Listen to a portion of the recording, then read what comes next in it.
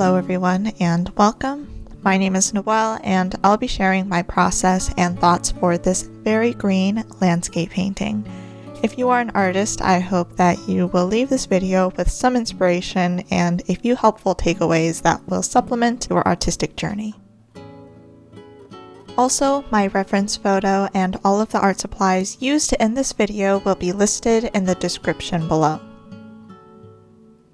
I began this piece by preparing my palette with some fresh paint and mixes and moved on to taping my paper down on a foam board with artist tape. I like to be able to move around my larger pieces while I'm working, so the foam board works great for that.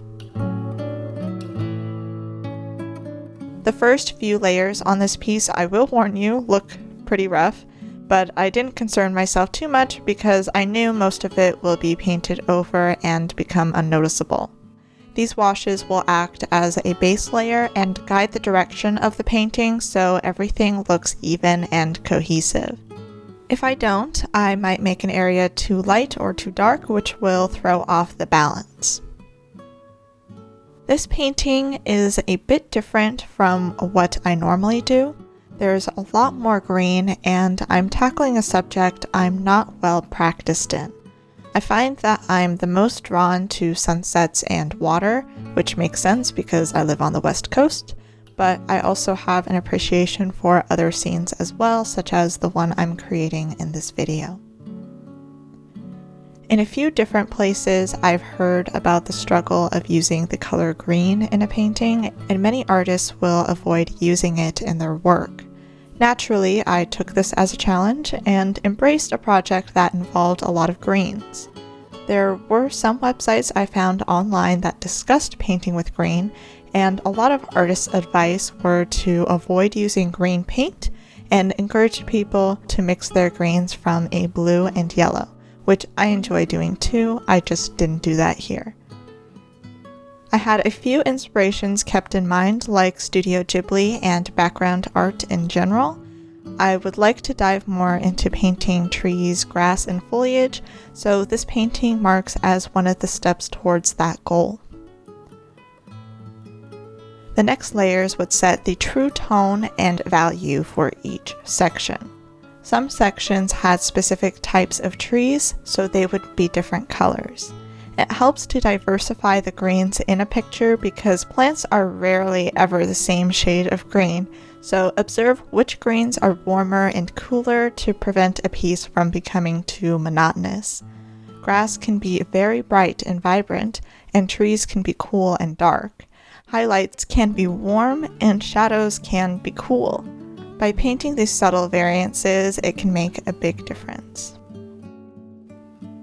My brushstrokes on these trees are pretty random. I'm mostly just trying to make sure that there is some form to the trees and that it looks like they cast a shadow.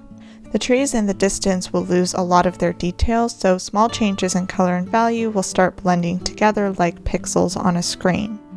The strip of dark trees on the bottom half of the piece was one of the weakest sections of the painting in my opinion, although I can make improvements after some more practice.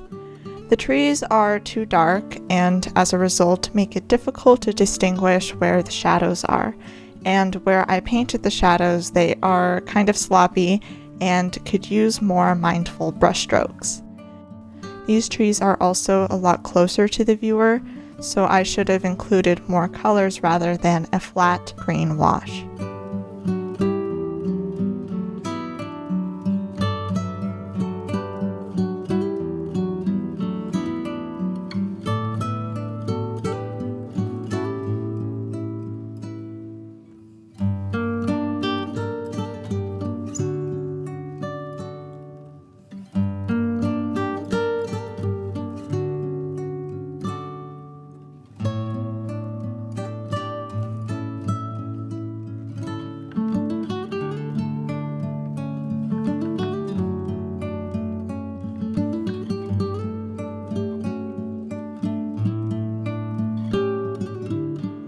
In this area, I'm trying to make it look like a cloud is blocking the sun by applying darker paint and eliminating hard shadows.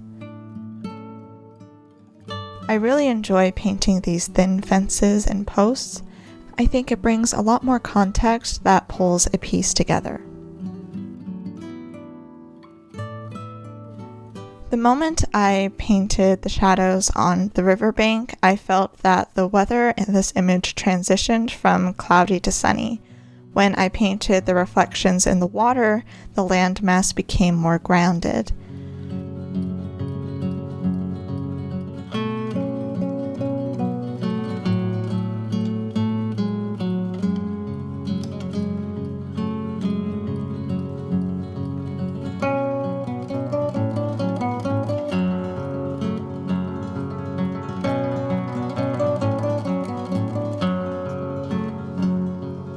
The land near the horizon is really far away and will begin to share characteristics with the atmosphere. In this section, I made sure to paint some lighter washes with a bluish tint like the sky. I think I could have done this better, but with a little more practice, I'm sure I'll get it.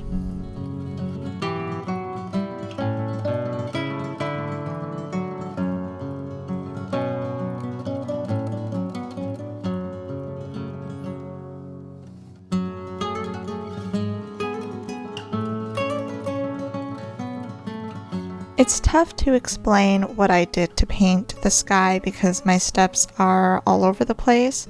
At first, I wet the section of my paper and painted around the cloud shapes with a blue and grayish color. This looked nice, but it wasn't quite what I was looking for. I wanted the clouds to have more shape to them, and the clouds I painted here are soft and wispy. To fix this, I decided to shift my approach and create my clouds by lifting the blue paint rather than going with my first method. This led to a couple problems, such as a dark line forming along the horizon line because too much pigment got pushed towards the edge, and my sky appears a little too gray than I would like. I wanted a bright sky, and I think I lost that luminance by overworking this step too much. I was able to eliminate the dark line by scrubbing it with a brush. I also removed some paint from the land in the distance, but I was going to paint over that more anyway since I realized I painted them too light. I am proud of this piece, even if there are a few things that I would do differently if I were to do this again.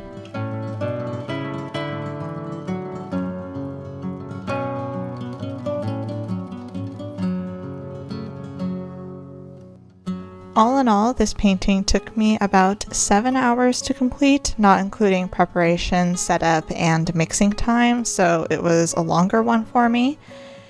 I hope this video was interesting for you. If you enjoyed watching, consider giving me a thumbs up or subscribing to my channel. You can find me on my social media. I am the most active on my Instagram. Thank you so much for watching, and make it a great day.